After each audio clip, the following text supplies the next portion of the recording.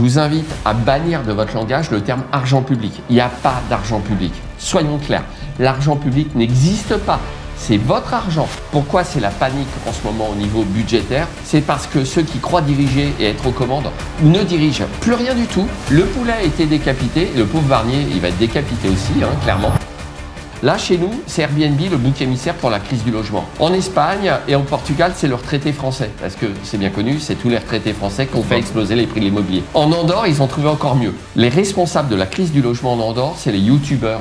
Donc c'est jamais de la faute du gouvernement qui est aux commandes, c'est toujours de la faute de quelqu'un d'autre. Bienvenue dans cette nouvelle vidéo où j'ai la chance, le privilège, l'honneur de recevoir Maître Dimitri Boujard. Ah, ça faisait longtemps, Dimitri, que je devais te recevoir sur la chaîne. Bienvenue. Merci, Damien. Officiellement sur la chaîne. Dimitri, moi, ça va être un honneur. J'adore ce que tu fais sur Internet. J'adore ton ton. Et j'adore voir, tu sais que j'ai un frère avocat, et j'adore voir les avocats qui sont pas, tu sais, en mode plan-plan. Je suis avocat, donc. Et ça, je kiffe avec toi. Un peu un balai. Bon, ok. Donc, on va parler, on va aller chercher des sujets d'actualité, tout ce qui est loi de finances. Tout ce qui est changement, la TVA, le Airbnb, tout ce que tu penses de ça. Je vais te poser quelques questions un peu plus généralistes parce que tu es avant tout investisseur immobilier. Comme toi. Comme moi. Avant de coacher les gens, c'est bien de le faire. Ouais. Et est-ce que tu peux te présenter, Dimitri, rapidement pour les personnes qui ne te connaîtraient pas? Bien sûr, quand même, il y a encore des personnes qui ne me... J'y travaille, bien sûr. Mais évidemment, donc je suis Dimitri Boujard, l'avocat investisseur. J'aide les investisseurs immobiliers à gagner du temps et de l'argent sur leurs investissements grâce au droit et à la fiscalité immobilière. Je suis moi-même investisseur immobilier depuis maintenant 25 ans. Ça commence à dater. Et puis j'ai une petite casquette qui grossit de jour en jour de chef d'entreprise puisque je suis le dirigeant d'une société qui commercialise un podcast pour investisseurs pro de l'IMO, Soulware, etc. qui s'appelle Le Droit d'Investir. On en reparlera. Alors on en reparlera. C'est juste une pépite à avoir. Tu sais, il y a en anglais, alors il y en a qui n'aiment pas l'anglais, mais il y a deux catégories. Il y a les must to have et nice to have.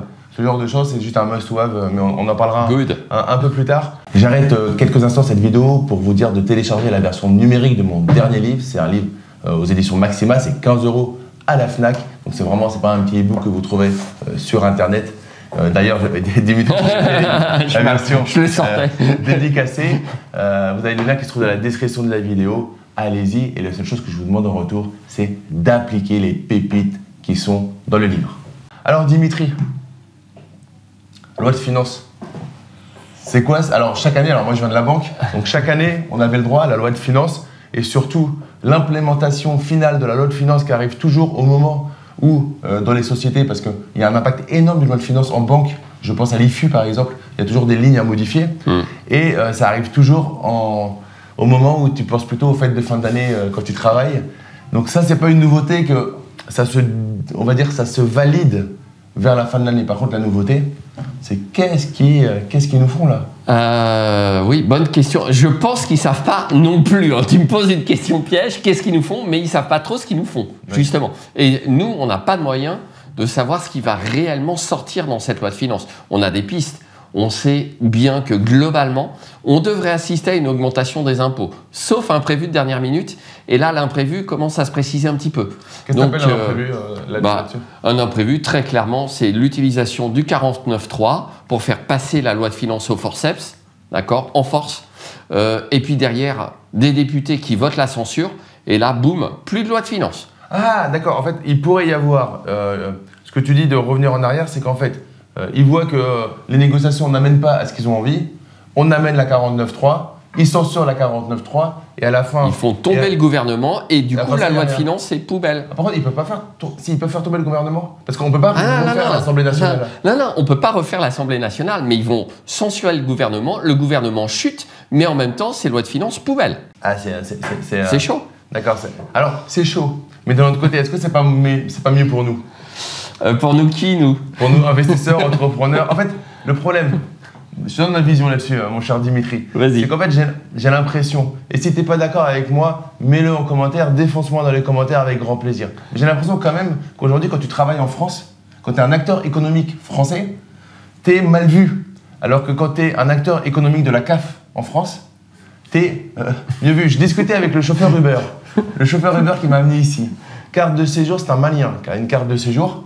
Il ne peut pas travailler comme il veut. Il peut pas créer son truc, il m'a dit c'est embêtant. Ah oui. Et alors que... il doit avoir une carte de séjour avec certaines mentions pour pouvoir être dirigeant d'une société, sinon je ne pourrais pas l'immatriculer à l'INPI et obtenir un cabis. J'ai dit c'est marrant, vous voulez juste travailler alors que si vous voulez juste des aides, ça serait plus simple. Bien sûr. Donc, si vous n'êtes pas d'accord avec ça et que... allez voir Mélenchon à la limite, mais sur la chaîne on va... Non mais c'est vrai, à un moment... Non, mais à un moment il faut dire les choses. Ça casse les clairement. Voilà. Et du coup, ça peut être... Est-ce que ça peut être une bonne chose pour nous? C'était ta question. Ouais, ça peut être... Alors, si tu veux vraiment avoir du brut de décoffrage, je vais être très clair et te livrer le fond de ma pensée. Mais par contre, là, accrochez-vous parce que vous pouvez aussi me défoncer dans les commentaires, il n'y a aucun problème. Moi, j'assume parfaitement les choses. Donc, je pense qu'il est temps que tout ce bazar s'arrête et qu'on soit vraiment, non pas au pied du mur, mais dans le mur. Ce qui arrive. Pourquoi c'est la panique en ce moment au niveau budgétaire? C'est parce que ceux qui croient diriger et être aux commandes ne dirigent plus rien du tout.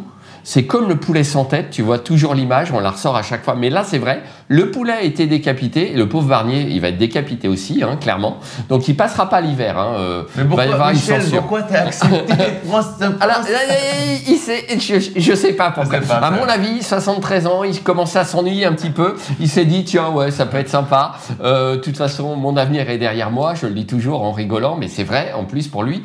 Donc, ok, je pense qu'on lui a peut-être pas tout dit quand il a accepté. L'état des finances du pays n'était pas forcément aussi connu que... Voilà, exactement. Puisqu'on a Bruno Le Maire qui est venu quand même expliquer que c'était pas de sa faute, c'était l'administration. C'est ça. Donc, il est parti en Suisse, maintenant ils sont... Voilà. Donc, toujours est-il que là, on est dans le mur. Il y a de fortes chances pour que ça soit censuré. Alors, il y a plein de tractations politiques. Moi, je ne vais pas rentrer dans le détail, on s'en fout, ce n'est pas l'objet de la vidéo. Des groupes qui va voter quoi, je ne sais pas. Il y a quand même des chances que ça soit censuré. Si c'est censuré, ça veut dire que effectivement le gouvernement tombe, mais à la limite, c'est presque anecdotique. En Belgique, ils sont restés 1 an et demi ou 2 ans sans gouvernement et la Belgique existe toujours. Donc voilà, j'ai envie de dire... Pas très grave. Pas si bien que ça à la Belgique non plus. C'est une bombe à retardement. Ouais, mais c'est une bombinette comparée à la France. Ouais. Si la France est dans la mouise, là c'est l'Europe et l'euro qui peut exploser. Oui, l'impact. C'est encore un autre sujet, c'est un autre impact. Et par contre, la loi de finances qui contient plein de dispositions ou d'amendements dont on va parler dans un instant, elle, ce qui se passerait, c'est qu'elle serait tout simplement, effectivement, mise à la poubelle et qu'il devrait voter en urgence une loi spéciale pour reconduire les dépenses et les recettes de la loi de finances 2024. D'accord. Okay. Ce qui veut dire qu'il n'y aurait plus du tout de mesures qui inquiètent actuellement les investisseurs immobiliers sur la réintégration de l'amortissement pour les loueurs meublés, etc. Tout ça, ça serait poubelle directe. Alors, comment ça se fait? Ou alors, c'est pas de la loi de finances, mais alors c'est pour ça, tu vois, c'est là où moi, je veux être investisseur, entrepreneur, coach, et à un moment... j'ai l'impression que c'est du temps plein qu'il faudrait gérer. Oui. C'est bien pour ça qu'il y a des médias comme le tien qui permettent une fois par mois, même plus qu'une fois par mois, mais une fois par semaine. Une fois par semaine, voilà, tu écoutes ton podcast en allant au travail, tu sais que tu as la synchro. Mais il y a une loi qui est passée sur le Airbnb. La loi Le Meur. Du coup, la loi Le Meur n'est pas une loi intégrée à la loi de finances. C'est une loi parallèle. Alors, c'est pas une loi parallèle, c'est une loi antérieure. Puisqu'en fait, ce qui s'est passé, pour te la faire courte, il faut quand même... Tous les gens n'ont pas le temps de suivre l'actualité législative, évidemment. Ce qui s'est passé très simplement, ça fait des mois et des mois que les députés voulaient restreindre les possibilités de louer en courte durée. Ouais. Alors, là encore, on pourrait faire une vidéo juste sur le pourquoi du comment. À mon avis, c'est assez largement idéologique et c'est parce qu'il n'y a pas de politique du logement dans ce pays depuis des années. T'as regardé un post LinkedIn que j'ai fait là-dessus? Ouais. Et je parle d'idéologie, il y en a un qui a fait semblant de ne pas comprendre ce que je voulais dire. Parce qu'il disait non, mais c'est tout à fait normal. Je dis non. Moi, le problème des copropriétaires, c'est que ça va être par idéologie et pas par nuisance. Si c'est par nuisance, honnêtement, ok. Maintenant, on va pas se mentir, et je vais mis dans le poche, mais le problème, c'est qu'il va y avoir des copropriétaires qui ont l'impression que l'autre gagne plus d'argent que... Et donc, ça s'appelle de l'idéologie, et 100% en phase avec les évidemment, alors surtout sur les nuisances. Alors, c'est comme les trains qui arrivent à l'heure et en retard. Tu vois, tu as le cas qui va passer aux 20h de Antenne 2, et alors qu'il y a des centaines de milliers de locations courte durée qui se passent sans aucun problème. À partir de la... Alors moi, je ne suis pas un fervent, tu me connais, de la location courte durée. Pour autant, je suis un fervent impartial. D'accord? C'est quelque chose qui est très pertinent dans certains cas, dont ça a créé des vocations, ça a créé des métiers, ça a créé des changements de vie, des conciergeries. Moi, c'est pas mon business model parce que les personnes que j'accompagne sont plutôt des gens qui, à la base, ont des professions et tout, où on peut aller chercher de la dette. Donc, c'est pas mon cœur d'accompagnement dans les personnes que j'accompagne, mais dans ceux qui voient la chaîne, c'est quelque chose qui peut être pertinent. Ça crée des conciergeries. Est-ce que vous pensez qu'un chef d'entreprise a intérêt à ce que les logements se passent avec nuisance ou sans nuisance? Est-ce que vous pensez que le restaurateur il a intérêt à vendre des produits avariés ou des produits qui soient bons? C'est la même chose. C'est la même chose.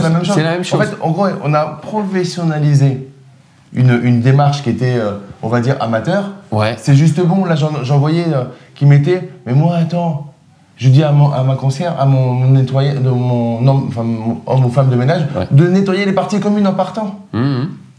Ah non, mais là-dessus, alors c'est un vrai problème, Damien. C'est-à-dire que c'est des lois qui sont votées par des gens qui n'y connaissent rien.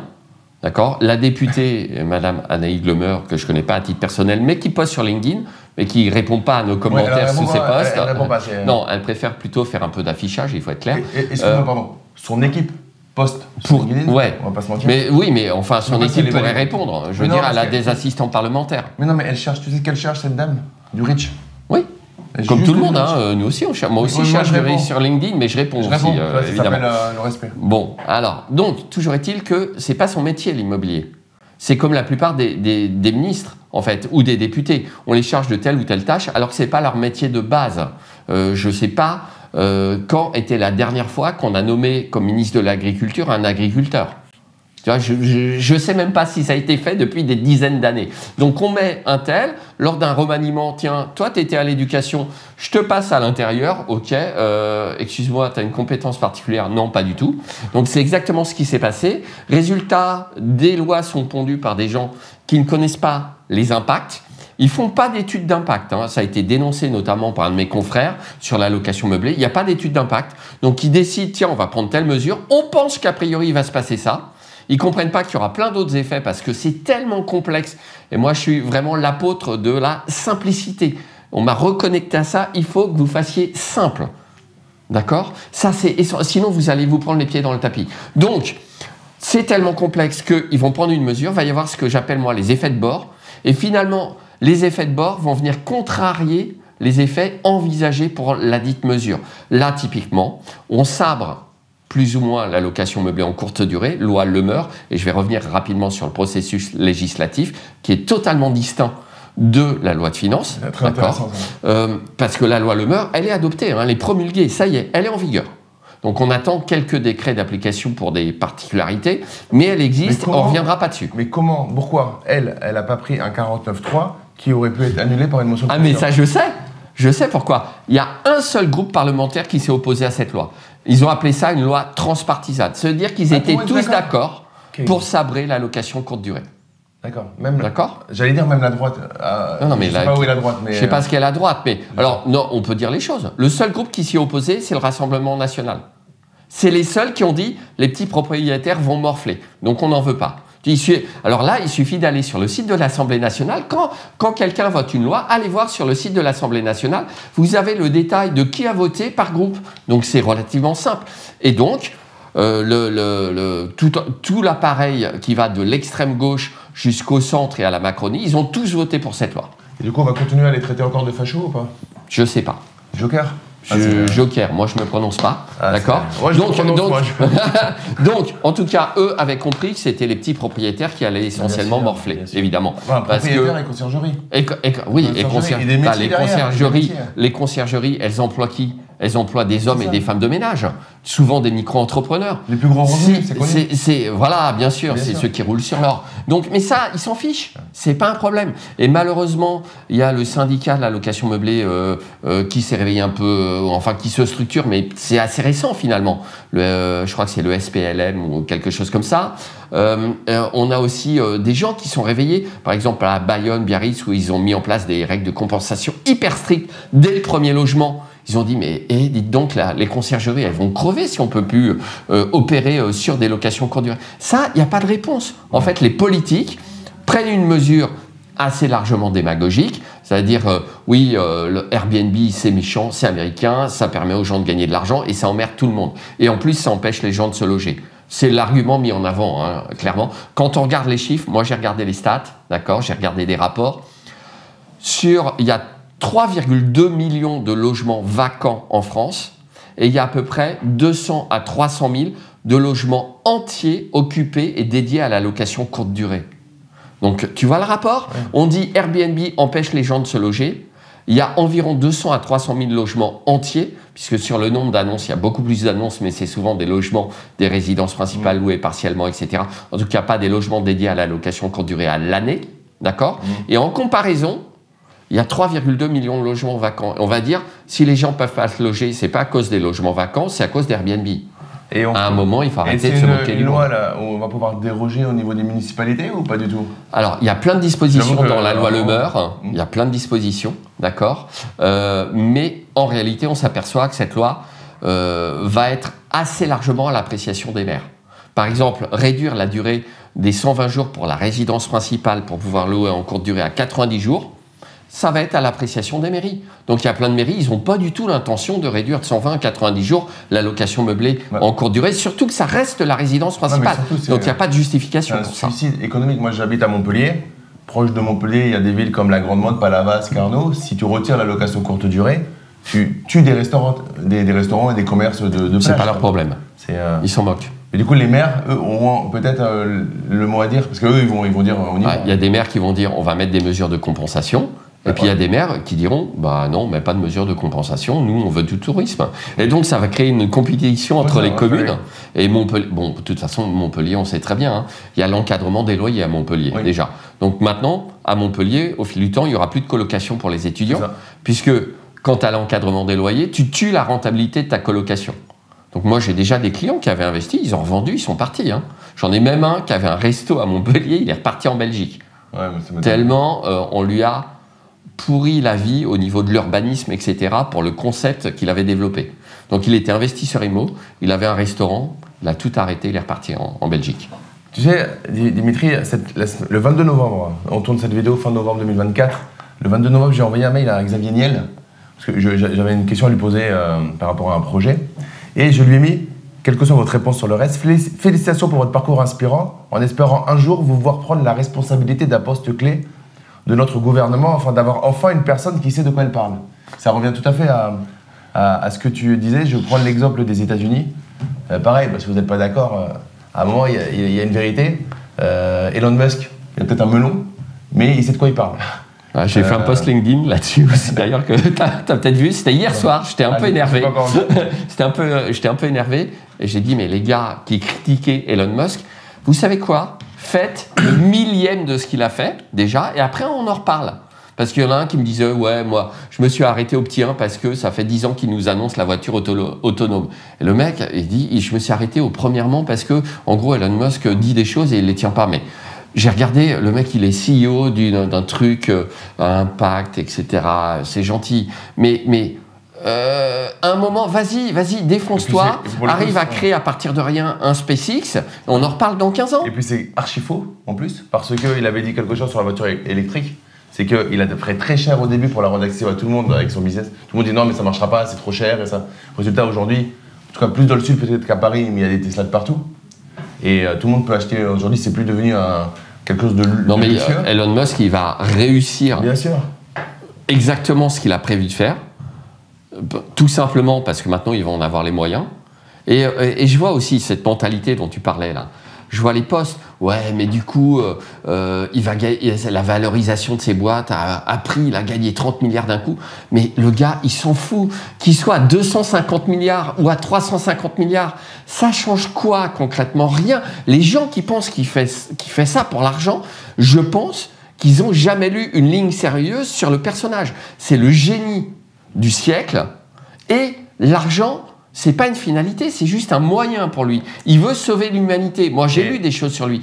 Pourquoi il veut coloniser Mars? Pour sauver l'humanité. Et les gens me disent sur LinkedIn, vous croyez vraiment ce que vous dites? Évidemment que je crois dur comme fer que c'est exactement son but. C'est ça, en fait, par exemple, moi, je suis pas Elon Musk, j'ai pas vocation à l'être, et j'ai pas envie de l'être.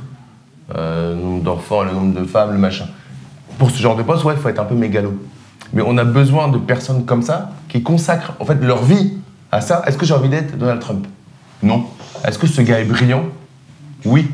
Est-ce que tout ce qu'il fait est 100% moral ou pas? Mais je m'en fous. Est-ce que ce gars est brillant? Oui. Est-ce qu'il a un intérêt politicien à être président de la République aux États-Unis? Non. Il a un intérêt global, il a un melon de malade, mais c'est très bien parce qu'il faut à ces postes-là des gens qui ont un gros melon. Mais chez nous, ils ont de gros melons, ils ont honte de rien, mais ils font rien. Mais donc, parce que ce sont voilà. Mon frère, on avait une discussion avec Ced la dernière fois sur Donald Trump. Il me dit c'est un homme politique. J'ai dit non, moi je trouve pas. Et en fait, on a trouvé la nuance. Effectivement, c'est un homme politique, mais ce n'est pas un politicien. Et il n'a pas besoin de ça. Il a accompli. Voilà, c'est ça. Et en fait, il faut qu'on ait des gens qui n'ont pas besoin de.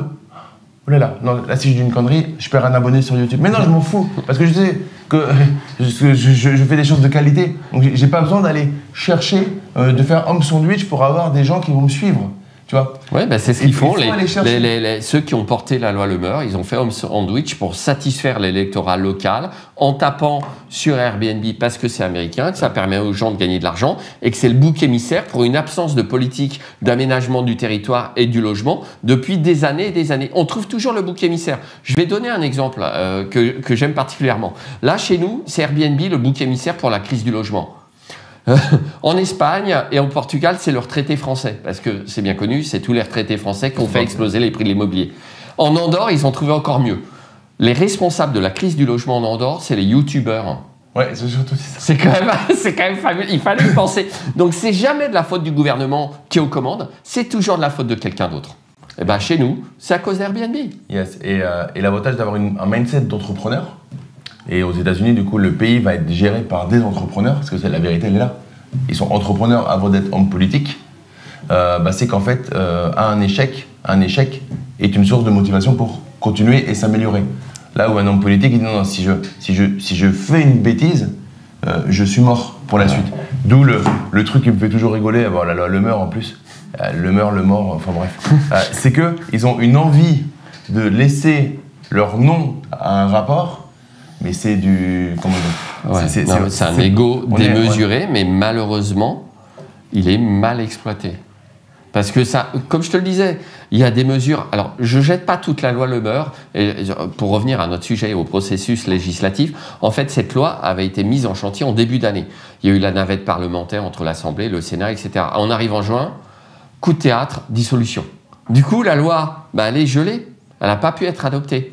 Par contre, elle est revenue plus vite que je ne le pensais et elle est adoptée là, le 7 novembre, elle est votée et le 19 novembre ou le 20 novembre, elle est promulguée. D'accord? Donc, rien à voir avec la loi de finances, c'est une loi qui était en gestation depuis de nombreux mois. C'est juste que ça a été sorti à peu près au même moment. C'est exactement ça, c'est la coïncidence due à la dissolution surprise de l'Assemblée nationale. Okay? Donc, cette loi ne contient pas, à mon sens, que des mauvaises dispositions. Typiquement, généralisation d'un numéro d'enregistrement sur un registre unique en France pour louer en courte durée. Moi, ça ne me choque pas d'avoir un numéro d'enregistrement pour mettre des annonces sur les sites de location en courte durée. Si c'est centralisé et que c'est simple, tout va bien, d'accord? Si c'est simple. Tu es avocat, alors je sais que il y a certaines choses que tu ne fais plus, mais je discutais avec mon frère l'an passé des déclarations du changement pour déclarer des sociétés avec l'INPI qui a balancé un changement de logiciel sans former les gens et avec un logiciel qui ne marche pas. Ça donne quand même derrière des avocats ou des formalistes qui doivent déposer des statuts, qui se font harceler, voire agresser par des clients. Et c'est normal. Moi, le premier, Dimitri une fois, Dimitri deux fois, Dimitri trois fois. Si au bout d'un moment, j'ai pas mon cabis et à côté, ou mon rapport, mon dépôt des comptes, c'était sur les dépôts des comptes, ça a été très long. Elle me disait, mais je ne peux pas. Moi, ils me rejettent régulièrement des formalités en me disant il manque tel document. Ils n'ont pas lu que, comme ça avait bugué, je l'avais mis dans une autre case en prenant soin de mettre une mention, mais comme ils n'ont pas lu la mention, ça dépend en fait du greffe dans lequel tu arrives, puisque l'INPI, en fait, ils ont simplifié. L'INPI, c'était une mesure de simplification. Donc maintenant, au lieu de faire ça sur Infogreffe qui fonctionnait parfaitement, on fait ça à l'INPI qui transmet à l'INSEE, qui transmet au greffe. Ça s'appelle de la vraie simplification à la française. Avec des formalistes qui sont obligés de tirer leurs chiffres par rapport à des startups legal tech qui font de la profession du droit illégal. Ouais. Ça, c'est encore un sujet, effectivement. L'exercice illégal du droit. Non, on ne fait pas de conseils, on donne de l'information juridique. Ouais, bien sûr. D'accord. Bon, peu importe. Peu importe. Oui, non, parce que c'est quand même une dérive qui est pour moi assez importante. Ouais. Mais, donc, un autre sujet, tu es investisseur immobilier. On vient de parler de choses qui ne sont pas forcément super gaies. Est-ce que pour toi, l'immobilier, du coup, en France, c'est plutôt gros warning, il vaut mieux aller voir à l'étranger? Est-ce qu'on peut encore avoir foi à continuer à investir dans l'immobilier, à faire de l'immobilier, à investir, faire du marchand de biens, gérer des potentielles conciergeries? C'est quoi ton ressenti là-dessus? Je suis un peu mitigé, mais je suis fondamentalement un éternel optimiste. Donc j'ai tendance à penser qu'à un moment ou à un autre, ils vont forcément se rendre compte qu'ils font un peu des conneries. D'accord? Il n'y a pas d'autre mot. Et donc, certains sont de bonne foi aussi. D'accord? Moi, je ne mets pas tout le monde dans le même panier. Ok? Donc il y a des gens de bonne volonté, de bonne foi. Et il va bien falloir résoudre cette fameuse crise du logement. Pour la résoudre, ça passera par un assainissement, notamment des finances publiques. D'accord? Et pour l'immobilier, quand même, un point essentiel, c'est l'achat à crédit. Il n'y a guère qu'en France, où on a des taux fixes avec de longue durée, même si les taux ont remonté ces dernières années, mais on est un des rares pays au monde à pouvoir le faire. L'Union européenne avait comme velléité quand même de nous imposer des taux variables à l'avenir. Bon, pour l'instant, j'en ai pas entendu parler plus que ça. Ouais, mais là, ça aurait un petit peu quand même été compliqué, surtout que le marché immobilier, pas ce qui se passe le mieux en ce moment, avec toute cette accumulation de nouvelles réglementations et d'incertitudes. D'accord? Donc oui, moi je pense qu'il faut toujours investir dans l'immo en France, grâce au crédit immobilier. L'immobilier, c'est quand même le seul moyen pour les classes moyennes de s'enrichir à crédit en France. Essaye d'aller voir ton banquier pour lui dire prêtez-moi 200 000 pour acheter des cryptos. À mon avis, ça ne va pas trop le faire. Et d'ailleurs, je le déconseille formellement parce que l'immobilier, vous avez un actif tangible. Hein, voilà, vous avez quelque chose de clair. C'est là, ça reste là. 20 ans, 30 ans, votre immobilier sera là. Si vous n'avez pas acheté n'importe comment, sans se former, sans se faire accompagner, en étant novice, en vous lançant sur un projet à 300 000, en n'y connaissant rien et en plus en vous étant fait flouer par le vendeur, tout va bien, il n'y a pas tellement de risques sur l'immo. Vous pouvez avoir un problème de renta, vous pouvez avoir des loyers impayés. Garantie loyer impayé. Il y a des solutions pour tout dans l'immobilier, en réalité. Et on est en 2024, ça n'a jamais été aussi simple d'être bien conseillé, bien accompagné et d'avoir les bonnes infos sur Internet à condition d'aller aux bonnes sources. Donc oui, je pense qu'il faut continuer à investir dans l'immo en France. Ça correspond à un besoin fondamental dans la pyramide de Maslow, si je ne dis pas de bêtises, se loger. Donc, s'il n'y a plus d'investisseurs, qu'est-ce qu'on fait? On fait un pays avec 100% de logement social. Je pense que les gens entrepreneurs, ils seront partis depuis longtemps quand on en arrivera là. C'est quand même un peu le projet de Madame Hidalgo à la mairie de Paris, puisqu'elle a comme projet Horizon 2030 d'avoir 40% de logements publics, dont 30% de logements sociaux. Donc, le projet pour Paris, qui est une des villes les plus chères de France, c'est d'amener une population qui n'a pas du tout les moyens d'y vivre. Okay. Parce que si vous êtes en logement social, vous n'avez pas les moyens de vivre à Paris, hein, c'est tellement cher. Au niveau des maires, on borne le nombre de mandats ou pas? Alors elle vient de déclarer qu'elle ne se représentait pas pour un 3e mandat, mais vu la tôle qu'elle s'est prise au présidentiel, je pense qu'elle sent un peu le vent tourner. Excellent. Du coup, c'est une bonne nouvelle pour les Parisiens, je ne sais pas, ils peuvent toujours avoir pire. Il paraît qu'il aime bien. En tout cas, depuis l'augmentation de 50% l'an dernier de la taxe foncière, d'un coup, il aime un peu moins, je crois. En tout cas, les propriétaires immo. Dimitri, j'étais tellement content de te recevoir, et c'est pas fini, que j'ai oublié de faire quelque chose. Les amis, si vous êtes encore là, abonnez-vous à la chaîne, cliquez sur le bouton s'abonner. Vous savez pourquoi? Parce que YouTube adore ça. Et si YouTube aime ça, alors c'est bon pour moi, c'est bon pour l'algorithme. Et si vous avez kiffé ce qu'on est en train de faire, c'est un petit geste pour vous, un grand geste pour l'humanité. Par contre, je sais très bien, si vous ne prenez pas 2 secondes pour le faire maintenant, vous ne le ferez jamais. Cliquez, abonnez-vous, on reprend. Du coup, l'immobilier, effectivement, j'y crois aussi sur le côté effet de levier. Et n'oubliez pas, après c'est un cercle vicieux si on rentre là-dedans. Faire de l'immobilier, c'est vous créer c'est un peu technique, c'est des termes sûrement, c'est des choses... D'où l'intérêt d'aller sur un podcast dédié ensuite. Mais par exemple, vous allez vous créer un collatéral. Et en fait, en vous créant un collatéral, vous allez pouvoir potentiellement à un moment aller chercher du financement d'une autre manière. Si jamais vous avez votre taux d'endettement qui est un peu compliqué, bim, j'ai de l'immobilier. Avec l'immobilier, je peux aller faire du placement financier grâce au collatéral que j'ai. Voilà, c'est nous... C'est un banquier, toi, hein, ça sent un peu quelque part. Quand on part de zéro, moi je suis parti de zéro, j'ai pas honte de le dire, j'ai grandi en logements sociaux et j'ai grandi à tout l'amour de mes parents, mais ils m'ont pas donné ni de l'argent pour commencer, ni l'éducation financière pour ça, bah oui, l'immobilier, ça reste le véhicule, parce que faire 15% de rentabilité sur 0 € sur les marchés financiers, ça fera 0 € à la fin. Ouais, un truc marrant à propos de la rentabilité des marchés financiers, il y a quand même des gens qui y croient, notamment des Allemands, puisque la dernière trouvaille de l'Allemagne, ils essayent de nous surpasser en termes de dette publique, on y reviendra peut-être sur la dette justement. Leur dernière idée, c'est d'emprunter sur les marchés financiers pour financer le régime de retraite en faisant quoi ? En replaçant sur les marchés financiers l'argent que l'Allemagne va emprunter. C'est-à-dire qu'ils font le pari, qu'ils vont emprunter un taux X et qu'ils sont tellement bons dans la gestion des finances publiques qu'ils vont surpasser les marchés financiers et que grâce à ça, ils vont payer les retraites. Il fallait y penser quand même. Hein. Alors, ils oublient juste quelque chose, c'est qu'ils auraient dû demander... Alors, il y a un truc quand on est sur les marchés financiers, c'est la version au risque, c'est combien tu es prêt à perdre. Et il y a un autre problème, c'est il ne faut pas avoir une date précise à laquelle tu dois retirer ton argent. Parce que, effectivement, les marchés, tu prends un ETF, tu peux aller, on a suffisamment de profondeur pour savoir que sur une durée de 20 à 30 ans, tu vas gagner 10 à 12%.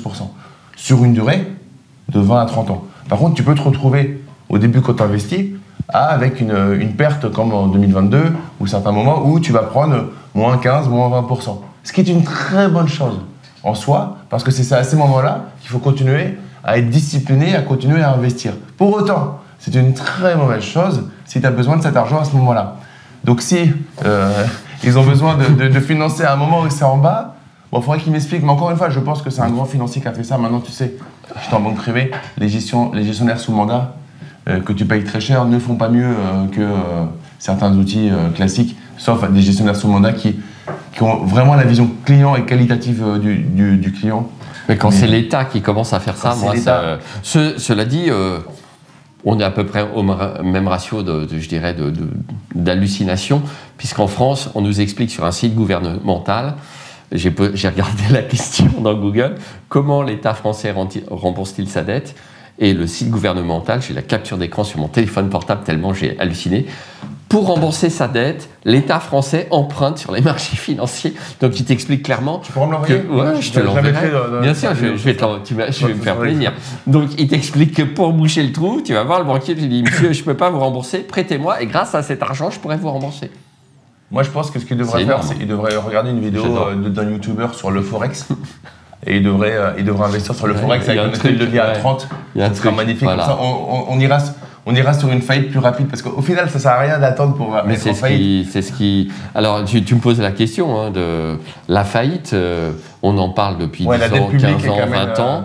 Mais la faillite, on la sent vraiment. Je pense qu'ils sont en panique parce qu'ils sentent qu'on est vraiment maintenant arrivé à la faillite. Ces gens-là vivent de l'argent du contribuable. Déjà, je vous invite à bannir de votre langage le terme argent public. Il n'y a pas d'argent public. Soyons clairs. L'argent public n'existe pas. C'est votre argent. Alors vous allez me dire, moi je ne paye pas d'impôts. Mais si tu payes des impôts, tu crois que les taxes sur tes cigarettes, les taxes sur l'essence, les droits de mutation sur tes achats immobiliers, ce n'est pas des impôts? En fait, on peut appeler ça taxe, prélèvement, impôt. Peu importe, ça sort de ta poche de contribuable et ça va alimenter le budget de l'État puisque l'État a 0 €. Il n'a pas d'autre argent que l'argent du contribuable. Donc là, tout cet argent public, c'est de la fiction, c'est l'argent du contribuable. Seulement, le problème, quand on arrive à un tel taux de prélèvement obligatoire, l'argent finit par ne plus rentrer. Les rentrées décroissent parce que les entreprises font faillite. Le taux de faillite en ce moment est assez catastrophique. Parce que les entrepreneurs qui veulent gagner de l'argent, ils partent. Voilà. C'est pour ça d'ailleurs qu'on essaye de les emprisonner avec des exit tax confiscatoires, histoire de leur dire vous savez quoi, on ne vous laissera pas partir ou alors on vous rase. Et si vous êtes parti, on va essayer quand même de vous rattraper sur l'impôt sur la nationalité, on en parlait. Ouais, voilà. Mais ça, je pense qu'en France, ça ne marche pas. C'est trop compliqué à mettre en œuvre. Mais je jurerai de rien en tant qu'avocat. Et donc, toujours est-il qu'ils ont compris une chose, c'est que si les impôts décroissent et qu'on n'arrive plus à financer toutes les dépenses, ils ne seront plus payés. C'est aussi bête que ça. Les députés, les ministres, ils sont payés par qui? Par nous. Ouais, mais alors ça, je peux pas te laisser dire ça. Ouais. On a quand même un député qui est accro à la drogue. Et c'est quand même normal, il faut le payer parce qu'il faut l'aider à faire sa thérapie. Fais gaffe à ce que tu dis quand même. C'est énorme. Si, mais évidemment, c'est nous qui avons financé ces achats de drogue, hein, d'après les médias. Du coup, comme je ne regarde pas trop les médias, mais j'ai vu sur des posts. Si, c'est dans le budget. En tant que député, ils ont diverses enveloppes en tant que parlementaire. Et manifestement, c'est Mediapart qui a sorti l'affaire, me semble-t-il. Et il a utilisé, je crois, alors, sous réserve de ce que j'ai lu sur Internet, il a utilisé 25 000 € sur ses frais de mandat pour financer ses achats de drogue. Donc, vous serez content d'apprendre en tant que contribuable que votre argent sert à ça. Voilà. Il n'a pas de...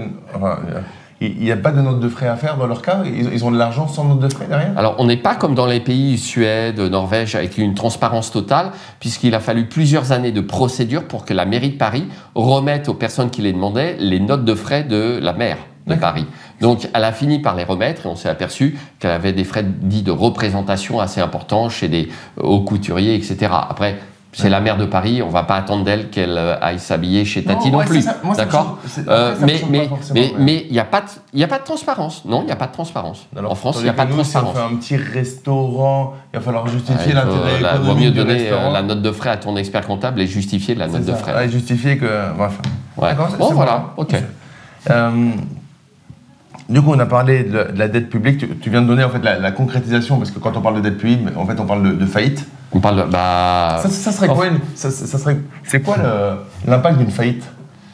Alors, justement, est-ce qu'on peut faire faillite? Les gens disent non, un État ne peut pas faire faillite. Mettez-nous en commentaire si vous pensez qu'on peut faire faillite. Voilà. Enfin, il y a deux questions. Est-ce qu'on peut faire faillite? Est-ce que la France peut faire faillite? Et est-ce qu'un État peut faire faillite? Faire faillite, en fait, c'est faire défaut sur le remboursement de sa dette. Ok.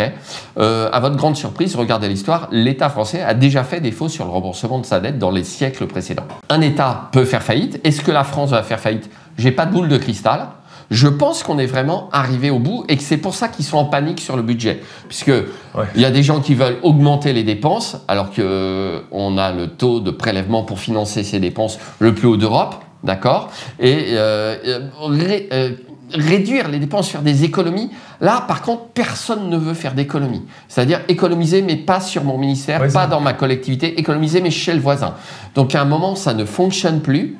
Et comme les Français en ont ras-le-bol d'être prélevés, taxés, matraqués, les conséquences d'une faillite seraient effectivement... Alors, il y a deux écoles. Il y a ceux qui disent « c'est pas grave ». Les investisseurs continueront à prêter à l'État français, puisque, en fait, l'État français emprunte plusieurs centaines de milliards d'euros chaque année pour fonctionner, pour boucler son budget. C'est un peu comme si toi, à la fin du mois, tu allais voir ton banquier pour dire « Ah, au fait, je dois payer l'école de mes enfants, je dois payer mon essence et ma bouffe, prêtez-moi sur les 10 derniers jours pour vivre. » L'État fait la même chose. Seulement, encore faut-il que mon banquier ait confiance dans ta capacité de rembourser. Et puis, il y a aussi le fait que c'est les 10 derniers jours, mais au bout d'un moment, c'est les 20 derniers, puis c'est les 30 derniers. Les 30 derniers, c'est le mois entier. Et donc, sur plusieurs mois de fin d'année, l'État ne fonctionnerait plus sans la dette. On ne pourrait plus rien payer. Oui. Donc, il y en a qui disent qu'il y aura un shutdown comme aux États-Unis, donc c'est-à-dire on ne peut plus payer les fonctionnaires, ce qui n'est pas arrivé, d'accord. J'y crois pas trop, puisque en fait le budget serait reconduit à l'identique. Par contre, le taux de la dette va exploser dans cette hypothèse, et donc on va payer des intérêts de dingue. Ça, c'est qu'il faut savoir juste, c'est un peu technique, mais en fait sur la dette, c'est comme nous, si vous avez un crédit, en fait on a un taux d'intérêt de la dette. Ça veut dire qu'en gros, on va passer 6 mois, 9 mois de l'année à payer, non pas à rembourser sa dette, mais à payer les intérêts de remboursement de la dette. Exactement. Et c'est ça qui fait qu'à un moment, quand on passe plus de 365 jours à payer l'intérêt de la dette, ça veut dire qu'on ne paye pas les intérêts de la dette. Oui, mais tiens, c'est simple. Hein. Il y a plusieurs postes dans les ministères. Le premier poste de dépense du budget dans les ministères, c'est l'éducation nationale. Le deuxième poste de dépense, maintenant, c'est les intérêts de la dette. Tiens, ça me fait penser à une question, Dimitri. Un nouveau gouvernement qui sort et tu es nommé ministre de l'Éducation financière. Un ministère qui n'existe pas. Peut-être que ce sera intéressant de le créer. Ça serait quoi ta première... sur ton premier discours, du coup, tu n'auras personne qui sera avant toi, tu seras le premier, il n'y aura pas de prédécesseur. Ça serait quoi ta première volonté dans le premier discours que tu ferais aux Français? Les Français te regardent. Ministère de l'Éducation financière. financière. Moi, j'aurais préféré ministre de l'économie, hein, parce que là, je savais quoi faire concrètement. Mais ministère de l'Éducation financière. Moi, je suis comme un ostéo. Je t'explique pourquoi. Ouais. Le bon ostéo, si tu as mal au genou, il ne te déplace pas le genou. Il regarde où il y a un problème. Ministère de l'économie, c'est déplacer le genou. D'accord. Moi, je pense que le problème à la base, il est que les hommes politiques, il ne faut pas reprocher ça qu'aux hommes politiques, on est globalement pas éduqués financièrement. Du coup, les gens prennent les mauvaises décisions et derrière, peut-être, vont élire les mauvaises personnes parce qu'ils les élisent pour des mauvaises raisons. C'est pour ça que je parle d'éducation financière. Le ministère de l'Éducation financière est trop restreint. Il faut entièrement revoir le ministère de l'Éducation nationale, en réalité, qui aurait dû rester le ministère de l'Instruction publique. Je veux dire, éducation nationale. Personne n'a éduqué mes enfants à ma place. C'est moi qui éduque mes enfants et l'école et l'université, l'enseignement supérieur les instruit, leur fournit, leur enseigne comment raisonner, leur inculque des connaissances de base. Et là, oui, il y a un vrai sens à avoir de l'éducation financière à l'intérieur du cursus global pour des principes de gestion saine, ne pas dépenser plus que ce qu'on gagne, enfin des choses quand même un petit peu de base. Et apprendre aussi à créer de la richesse. Le but, c'est pas gagner de l'argent en soi, on est d'accord là-dessus. Moi-même, à un moment, je ne savais pas pourquoi je faisais les choses. Maintenant, j'ai compris pourquoi je faisais les choses. Mais l'argent n'est jamais qu'un moyen. C'est pas une fin en soi. C'est pour ça que si on vous dit ouais, gagner de l'argent, c'est mal, les riches... Non, on s'en fout. On le fait pas en soi. On le fait pour pouvoir réaliser des projets, devenir libre financièrement, avoir la vie qu'on veut, offrir la vie qu'on veut à ses enfants, à ses proches, à sa chérie, à son chéri, à sa famille, etc.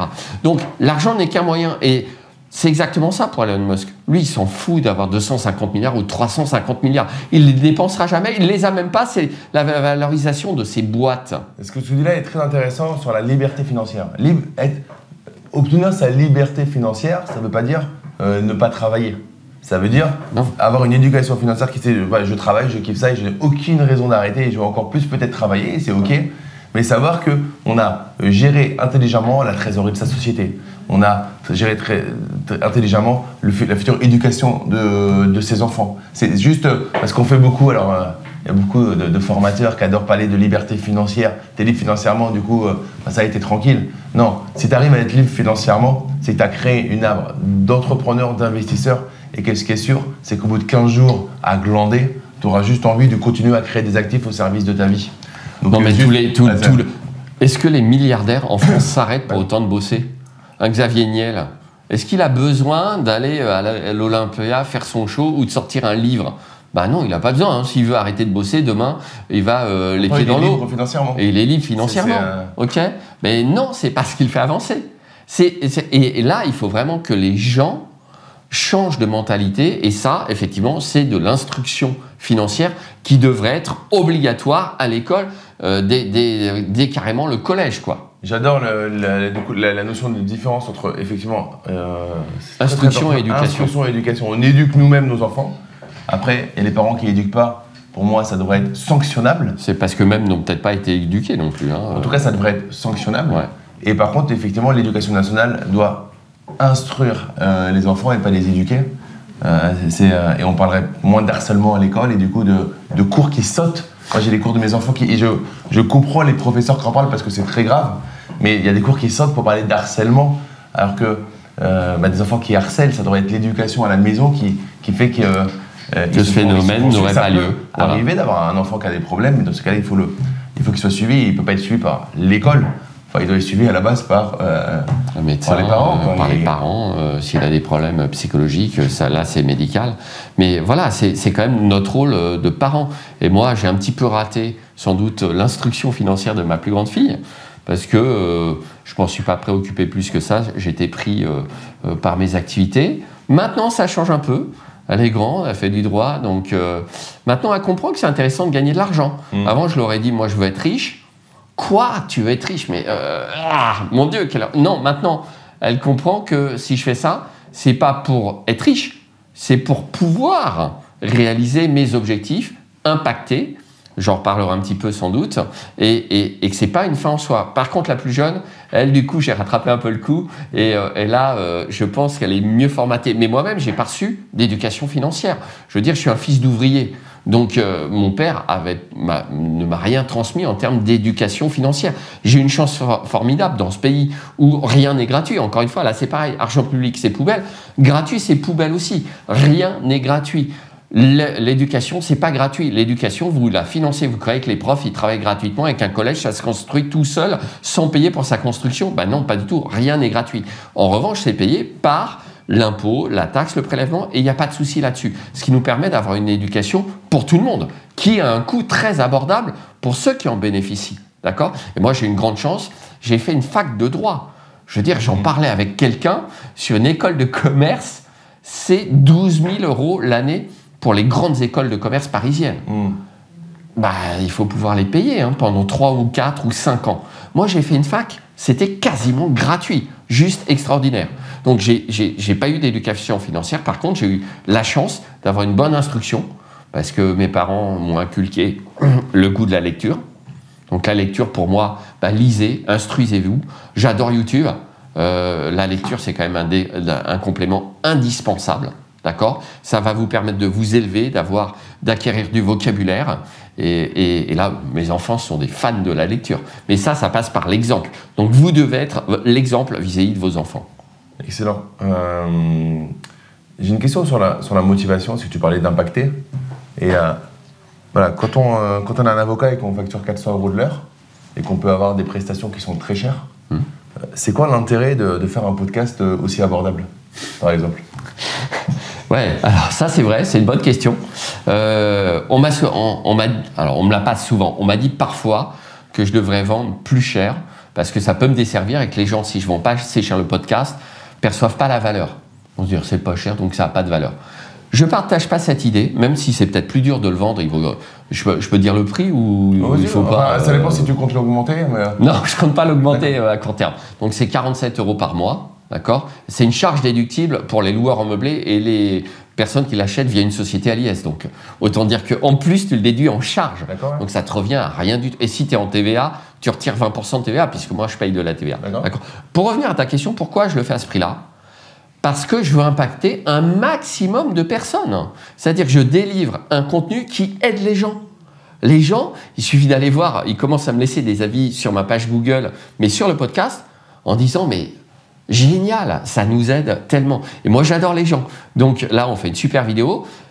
Une fois par mois, pendant 2 heures, 2 heures et demie, j'ai le même échange avec des gens qui sont connectés, mes abonnés, en Zoom. Ils me posent leurs questions, on parle d'actualité économique, d'immobilier. Ils voient mon point de vue, qui n'est pas forcément, je ne détiens pas la vérité. En revanche, sur le droit et l'immobilier, là, vous pouvez me faire confiance. J'ai un niveau largement supérieur à la plupart des acteurs. Pour une raison simple, je ne fais que ça, tous les jours. Il n'y a pas de secret à un moment. Et tous les jours, voilà. Et je suis investisseur depuis 25 ans. Donc, tu sais, on parle toujours des 10 000 heures passées pour l'expertise, etc. J'en ai peut-être 20 ou 25 000 au compteur. Il y a un truc qui est important, on parle beaucoup de ça aussi dans les arts martiaux. Au judo, il faut répéter 10 000 fois pour arriver à une maîtrise du geste. Et j'en parlais même avec mon frère, que tu connais, qui est avocat. Ouais. On ne peut pas être un avocat généraliste. Parce que je lui pose une question, mon frère, il m'a dit non, moi ça m'intéresse pas, c'est pas le truc que Damien, ça, c'est pas un truc. C'est un peu fini l'ère des généralistes. Ouais, moi c'est pas un truc que je. Alors je peux trouver quelqu'un, mais c'est pas dans le truc du cabinet, c'est pas. Nous, en fait, vous avez besoin, en tant qu'avocat, c'est tellement de l'horlogerie on peut pas être. Un coup droit de l'immobilier, et puis droit de l'image. Droit du divorce, droit de l'agriculture, droit des marchés publics. La vérité, elle est non. Alors vous pouvez avoir un cabinet généraliste au final, qui ne sera pas si généraliste que ça, parce qu'il aura des départements spécialisés. Voilà. Mais l'avocat qui vous dit qu'il est généraliste, c'est un peu comme le conseiller au patrimoine qui vous dit qu'il sait tout faire. C'est pas possible. Il y en a qui vont être... Et c'est pour ça qu'il y a des associations. C'était possible il y a 20 ans, c'est plus possible. Aujourd'hui, on est à l'heure du l'expert de la prévoyance, l'expert du financement. Et il faut aller voir celui parce que tout est complexe. C'est ça. Voilà, ce matin, j'étais avec Doctrine, qui commercialise un outil, un chatbot juridique. Je leur ai dit, Votre outil est merveilleux pour un avocat individuel. J'ai un assistant H24. Mais par contre, voilà, ChatGPT, vous pouvez oublier pour le droit ou la fiscalité. Adressez-vous à des professionnels qui eux-mêmes vont être assistés par des outils. D'accord ? Mais voilà, je ne peux pas, si vous me posez une question d'urbanisme, alors que je fais du droit immobilier, moi, je vais vous renvoyer quelqu'un qui connaît les règles du droit de l'urbanisme. Parce que je ne sais pas. Et je le dis. C'est ça. En fait, une chose qui montre la pertinence d'un professionnel, la dernière phrase qui vient de sortir, c'est « je ne sais pas et je le dis ». Ok, si vous avez quelqu'un qui a réponse à tout, testez-le sur ce que j'appelle du multidimensionnel. Et s'il a réponse à tout, c'est pas bon. Moi, ce que je dis par exemple aux gens que j'accompagne, je dis « j'ai pas la science infuse et je suis pas avocat. J'ai un très bon niveau juridique et fiscal. Je pense avoir un très bon niveau là-dessus. Par contre, je suis pas avocat. C'est-à-dire que ce n'est pas mon quotidien. Au quotidien, je ne traite pas des dossiers juridiques et fiscaux. Donc j'ai une bonne connaissance, une bonne couche. Une très bonne base. Mais derrière, s'il y a une complexité, ce que je peux vous assurer, c'est que je saurai aller voir les bonnes personnes. Je ne suis pas l'expert en marge de TVA du marchand de viande. Par contre, je saurai aller voir la bonne personne pour valider. Et ça, c'est le réseau. Hein. C'est ça, c'est d'être... ce qui manque à certains métiers, parce que j'ai beaucoup de personnes qui viennent et qui me disent « Non, mais j'ai déjà un conseiller en gestion de patrimoine, alors j'ai déjà mon notaire, j'ai mon expert comptable. » Et je leur dis « Oui, il vous manque un chef d'orchestre. Quelqu'un qui n'a aucun intérêt en fait, pécunier sur l'une des thématiques, mais qui veut juste votre bonheur à vous. Et qui va du coup, nous dans l'accompagnement, on va parler en off, on met l'humain au milieu de la relation. Ouais. Première question que je pose à la personne, quand elle me part sur, par exemple, tu sais, je veux une colocation, je vais animer, ok, est-ce qu'on peut travailler vos objectifs personnels? Et là, il me regarde et c'est la fameuse question de j'ai besoin de. Alors, c'est qui me disait ça? De 4 millions. Je dis, oui. Et pourquoi? Ok, donc on descend. Motivation. C'est quoi la motivation et pourquoi on fait les choses? En réalité, tu parlais de la motivation tout à l'heure. Moi, je t'ai dit, je veux impacter le plus de personnes possible. Mais ça, c'est parce que ça me fait plaisir et j'ai senti que c'était ma mission. D'accord? Ça, c'est vraiment super important. Sachez pourquoi vous faites les choses. D'accord? Après, il y a un ordre. Moi, j'ai une sorte de mode d'emploi. Tout en haut, mon but dans la vie, c'est d'être heureux. Alors, être heureux, c'est générique. Il y a des gens qui vont te dire « Ouais, mais c'est trop vague. Moi, je veux beaucoup plus. Ça ne me suffit pas. » Ok, très bien. Être heureux, ça recoupe plein de choses. J'ai ma propre définition du bonheur. Ok. En dessous, j'ai comment j'y arrive. Simplicité. Moi, il faut que tout soit simple. Quand c'est simple, c'est fluide, etc. Et tout va bien. Et motivation, amour. Moi, je veux aimer les gens et je veux que les gens m'aiment. Donc voilà, maintenant j'ai mon mode d'emploi, je sais comment ça fonctionne et je sais ce que je dois mettre en place pour arriver au résultat que je souhaite obtenir. Et dans tout ça, il y a la mission globale. On est tous habités par une mission. Simplement, parfois, on n'en prend même pas conscience. Moi, il a fallu que quelqu'un me dise « Tiens, c'est quoi ta mission? Pourquoi tu fais ça ?» Et j'ai compris que tout était lié. Pourquoi souvent je recommandais de lire des livres? Pour aider les gens à s'élever intellectuellement et financièrement. L'immobilier, pourquoi j'en fais? Parce que ça aide les gens à s'élever intellectuellement, financièrement et à avoir une vie meilleure. Et après, tu rajoutes aussi là-dedans l'impact que tu veux avoir sur la planète. Et là, c'est ma grande fille qui fait du droit de l'environnement. Et pour elle, j'ai décidé de rajouter quelque chose à impact dans le podcast. Donc, d'ici peu, alors ça fait un petit moment que j'en parle, mais je le dis officiellement en public. Un engagement pour public. La première fois, un engagement public. Regarde la caméra. Voilà, exactement. Exactement. Donc pour les gens qui sont abonnés à mon droit d'investir, on va fixer, on est en novembre 2024, on va dire qu'au plus tard fin janvier 2025, à chaque fois qu'il y aura un renouvellement d'abonnement, donc un mois qui passe pour un abonné, cet abonné, il va le savoir puisque ça sera sur le site, il va replanter un arbre dans le monde. J'ai trouvé la boîte qui permet de coupler le fait de replanter un arbre dans le monde pour reboiser la planète. C'est pas du greenwashing, d'accord? La boîte s'appelle The Tree Nation. Alors du greenwashing pour les personnes qui ne sont pas AMF compliant, c'est de faire de la publicité, de se servir d'une conscience écologique pour faire de la publicité trompeuse. Voilà, exactement. Hashtag AMF, comme ça on est voilà, on est bon. Donc ça, je suis sur le projet depuis juin 2023, mais je n'étais pas aligné sur mon podcast, ça ne fonctionnait pas comme je voulais, etc. Et maintenant, je suis arrivé au bon moment où je sais que je dois faire ça. Tu vois? Je veux bien, en off, le contact de ça, c'est le genre des trucs qui... Et ça, c'est une mission. Là, on va impacter réellement le monde.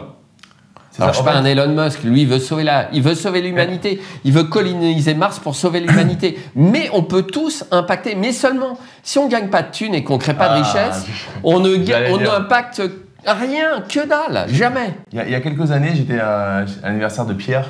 C'est Pierre qui est maintenant très visible, c'est un psychiatre qui passe... On l'embrasse comme dire quelqu'un. Ouais, on l'embrasse. Pierre qui est un gars au top et qui passe pas mal dans les médias à la télé. Et j'étais à son anniversaire et j'ai quelqu'un je parle, on est passionné, donc je parle un peu d'immobilier, d'investissement. Il y a une personne qui me regarde qui me dit « Tu es le pire, tu es la pire, enfin, le pire genre de personne que je vois. » Et je dis « Pourquoi ?» Il me dit « Mais tu parles d'investissement, de faire de l'argent. » Je dis « D'accord, et toi, c'est quoi du coup qui t'anime ?» Bah, c'est aider les gens, c'est...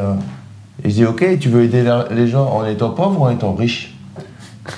Et du coup, je dis, moi, en fait, la première pierre avant de créer une fondation, bah, c'est d'avoir de la visibilité pour pouvoir en créer une. Tu vois, tes arbres, ça marche, c'est cool, c'est mignon. Mais si t'as personne dans ton podcast, ça sert à rien, quoi. Tu vas créer des arbres. C'est une évidence. Donc, il faut, du coup, que ça soit largement diffusé. Il faut que ça soit accessible au plus grand nombre pour que les gens puissent en profiter. Tu as vu un petit peu la valeur du contenu du podcast. C'est solide. Moi, après, il y a un épisode bon, j'adore Génération Do It Yourself. On va faire un peu de pub pour quelqu'un qui n'est pas dans le domaine immo, Mathieu Stéphanie. Mathieu Stéphanie, que j'adore. Je lui avais envoyé d'ailleurs mon livre. En plus, il sorti, enfin, l'éditeur m'a envoyé. Bon, j'avais pas eu de retour. Si tu l'as, je veux bien. Ouais, je vais le voir prochainement. C'est vrai? Dans un événement qui est organisé à Paris. Donc, ouais, ça marche. Je compte bien l'accrocher. Et donc, pourquoi Génération Do It Yourself? Un des derniers épisodes du podcast, c'est par une femme entrepreneuse française qui est maintenant aux États-Unis, qui a créé la société Yuka, qui est une société impact, puisque avec ton téléphone, tu scannes pour voir si les aliments que tu vas acheter sont bons pour ta santé ou pas. D'accord? Bah, ça, c'est un projet à impact énorme. Et elle disait dans le podcast que la différence de mentalité entre les Américains et les Français, c'est que les Français vont passer des heures pour dénicher des trucs gratuits et pourris sur Internet et perdre leur temps, alors que le temps, c'est de l'argent. Et plus on avance en âge, plus le temps prend de la valeur. Moi maintenant, mon temps est super précieux, d'accord? Parce que j'ai 55 ans, et donc mon temps, il se réduit, voilà, malheureusement. Et donc, la différence, c'est que les Américains, eux, c'est des pragmatiques. Ils s'abonnent. Le taux de conversion est 10 fois plus élevé aux États-Unis pour son appli Yuka, tout simplement parce que les Américains, ils veulent gagner du temps. Pour eux, l'argent n'est pas le souci. Ils préfèrent payer et gagner du temps. Dimitri, on a fait un tour assez intéressant. Et c'est ce que j'aime avec toi, c'est que, et je t'avais demandé avant de tourner, moi je suis pas quelqu'un qui ait un discours plan-plan. Je pense que dans la vie, c'est intéressant d'être tranché, sinon on est remplacé par l'IA. Et voilà, je te remercie parce que tu m'as apporté, je retiendrai un truc sur l'instruction et l'éducation qui était une pépite. Du coup, des fois c'est intéressant de remettre, comme on dit, l'église au milieu du village, et là de remettre les bons termes au bon endroit. Le choix des mots. Le choix des mots est important. Et du coup, on arrive à la fin. Est-ce que tu as une conclusion pour nos amis qui nous ont regardés? Moi, ma conclusion, c'est rester optimiste, les gars. Je veux dire, la vie pourrait quand même être plus dure. On est dans un super pays qui regorge d'atouts. C'est juste fabuleux. Vous auriez pu naître dans un pays avec des conditions de vie beaucoup plus difficiles.